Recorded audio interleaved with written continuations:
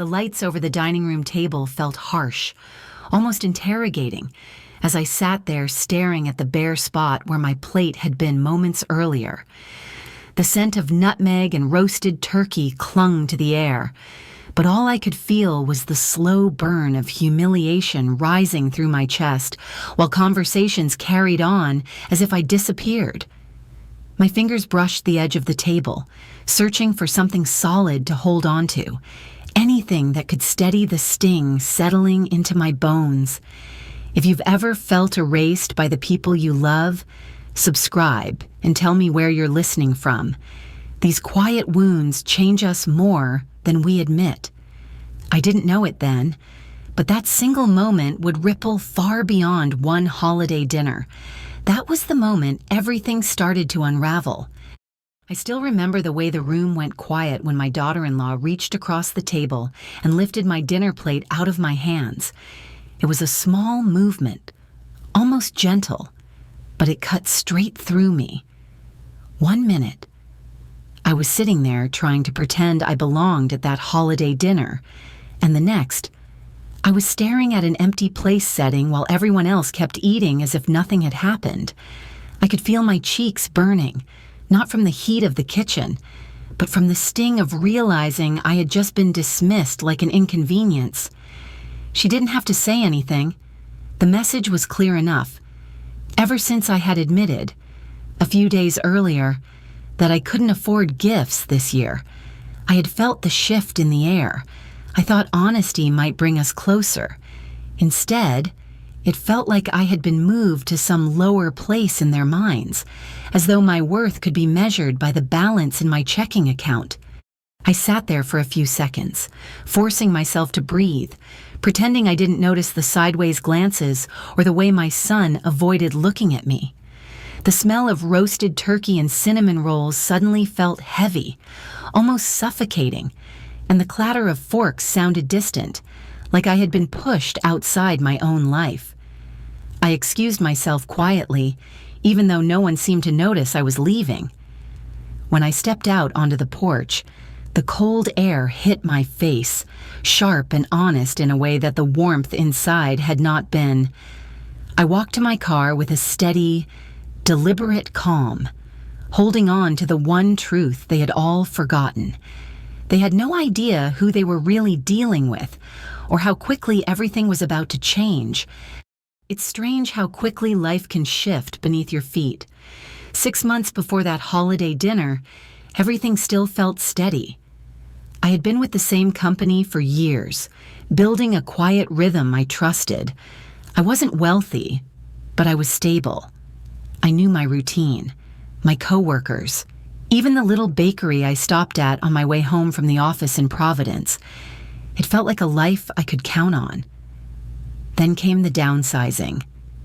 I still remember sitting in that small conference room, hearing the words but feeling them land only later, like an echo that kept getting louder. Losing that job wasn't just about losing a paycheck. It felt like someone had pulled away the ground I'd been standing on for decades. I walked out of that building carrying a cardboard box, but the real weight was the uncertainty pressing on my chest. I tried to adjust. I cut back on everything I could.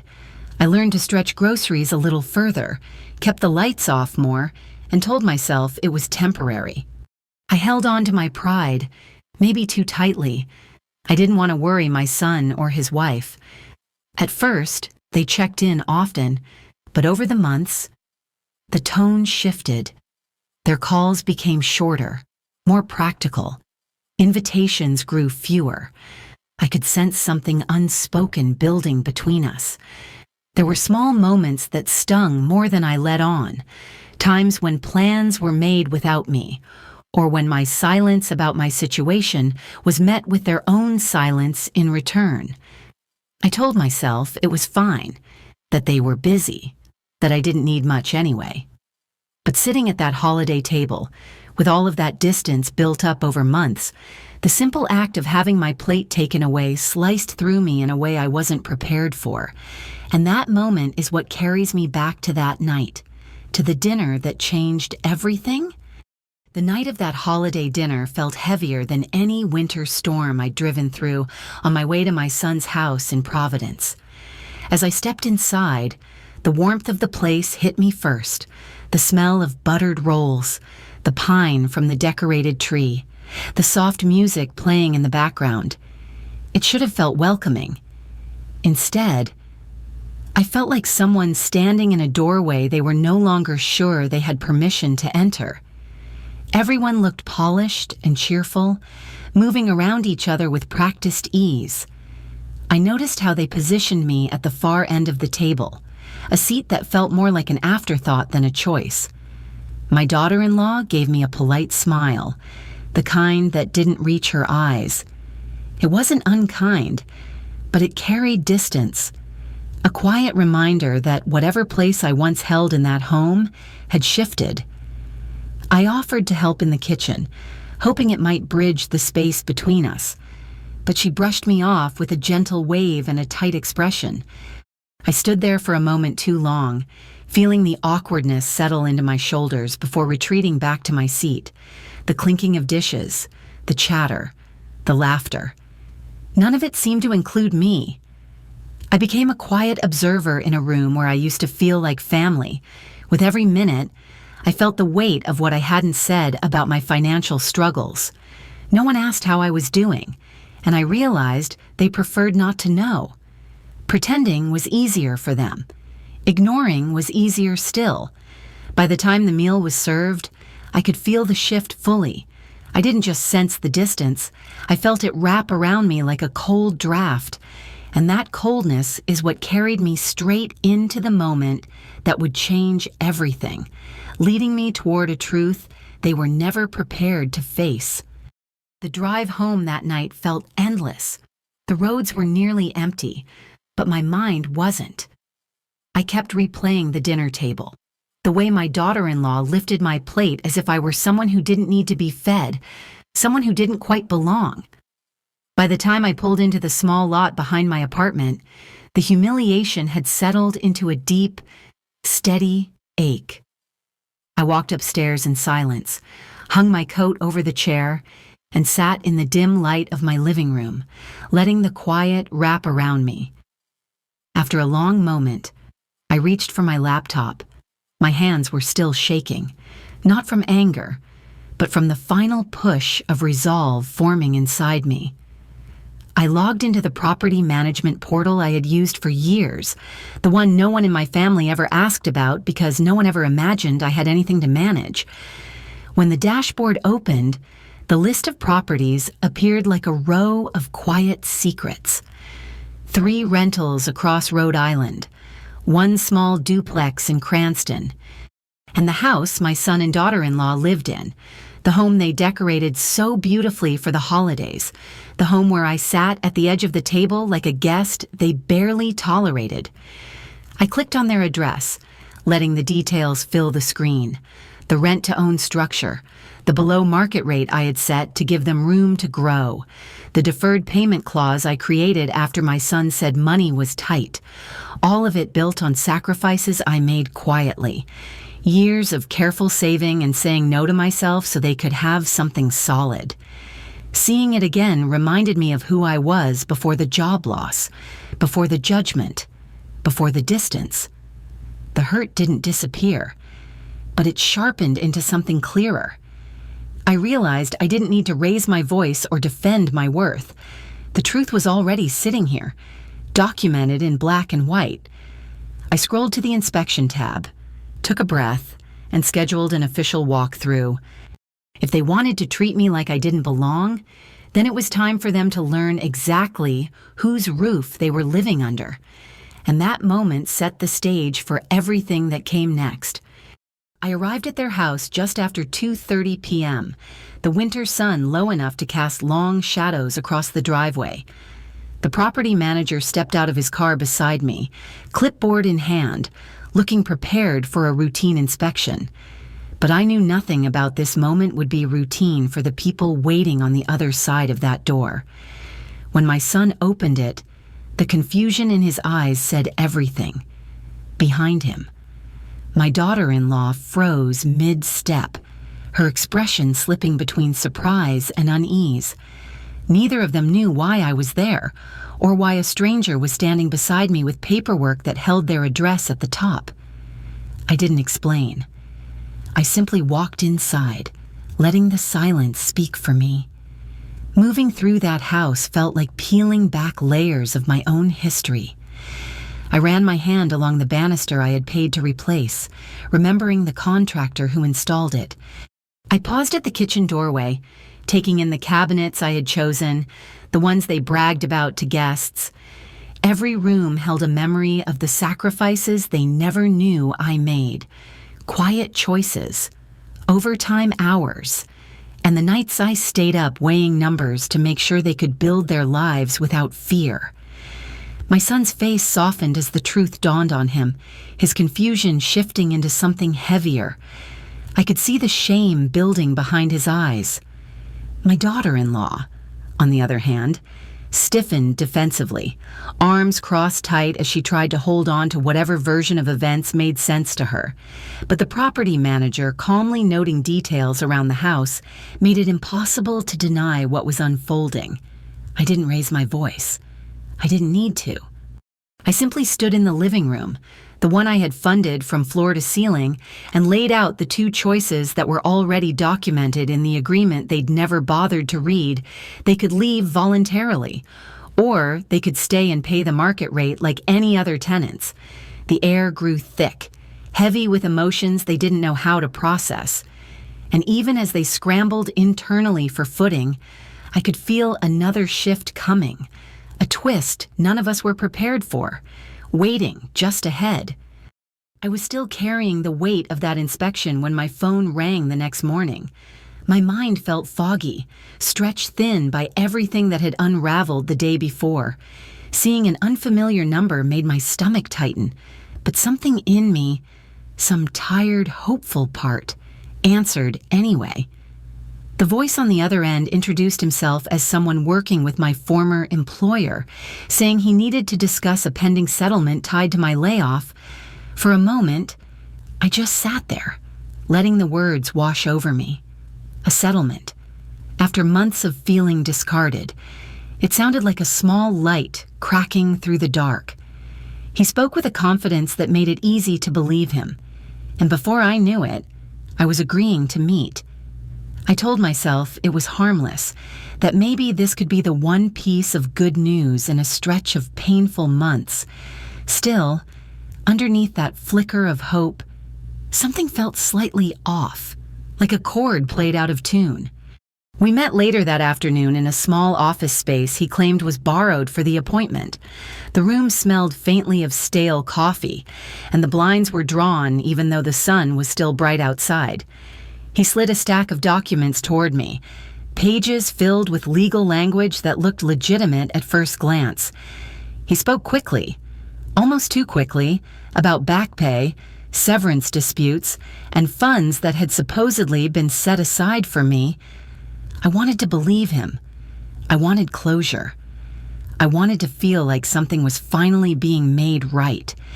But the longer I sat there, the more the details twisted into odd shapes, numbers that didn't match what I remembered, signatures that seemed overly crisp, forms that looked freshly printed rather than archived.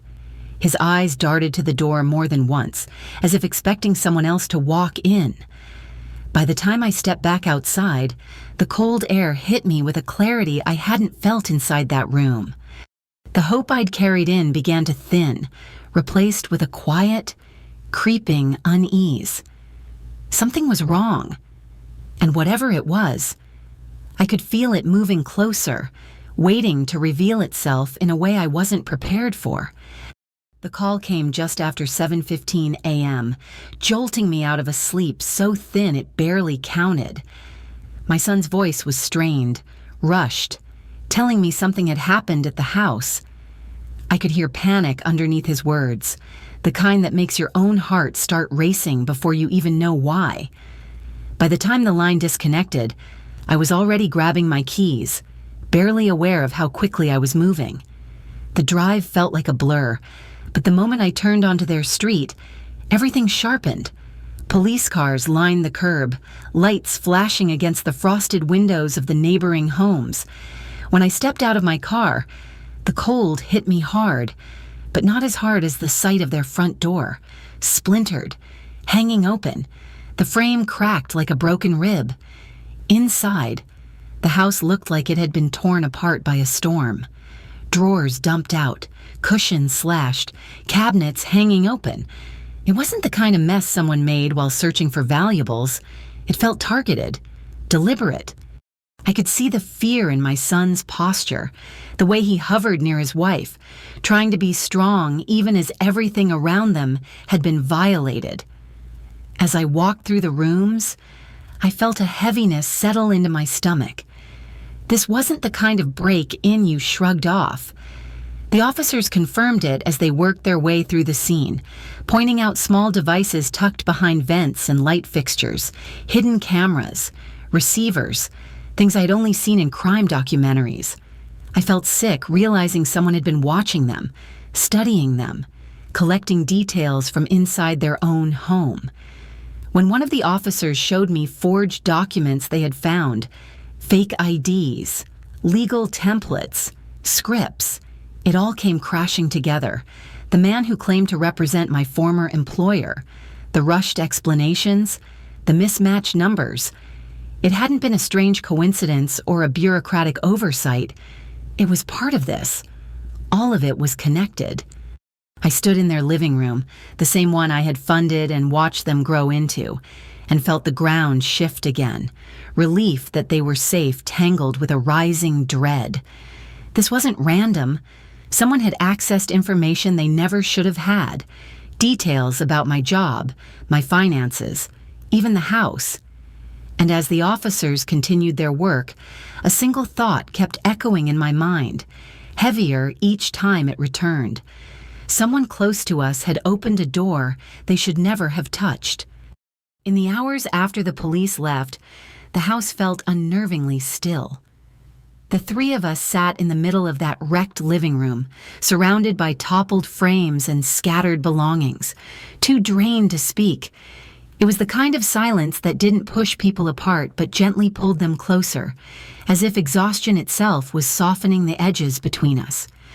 I felt a heaviness in my chest, but it wasn't the same weight I had carried these past months. This one came with a strange, aching clarity. We hadn't betrayed each other. We'd all been living under the shadow of something none of us saw coming, shaping our fears and twisting our assumptions until we barely recognized ourselves.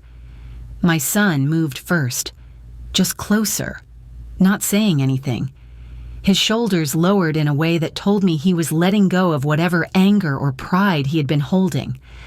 My daughter-in-law followed, quieter than I had ever seen her, her face worn down by fear and guilt. They didn't offer explanations or apologies. Instead, they helped gather things from the floor, handing me items gently, as if each gesture were a small bridge being rebuilt. As we worked side by side, I felt the tension start to melt. Little by little, the distance between us narrowed. I could see the tenderness returning in my son's expression, the humility in his wife's movements, and in myself. I felt the grip of resentment loosening. I realized how much fear had guided us, fear of judgment, fear of failing one another, fear of speaking truths that felt too raw. In that shared quiet, something settled. We still cared. We still belonged to each other. The chaos had shaken us, but it had also peeled away the assumptions that kept us apart. By the time we stopped to rest, the room was still broken, but we were not. The path forward wasn't clear yet, but the feeling in the air was different, softer, steadier, almost hopeful. And as I looked around at the two people I loved most, I knew the next step wasn't about damage or blame. It was about understanding what this ordeal had taught me and what needed to come next.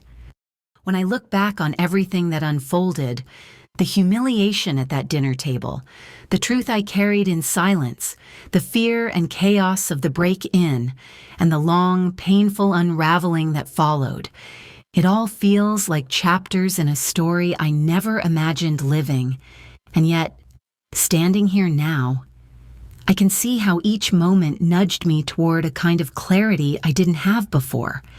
Not the sharp, bitter kind that comes from anger, but the quieter understanding that grows when you finally stop running from your own hurt.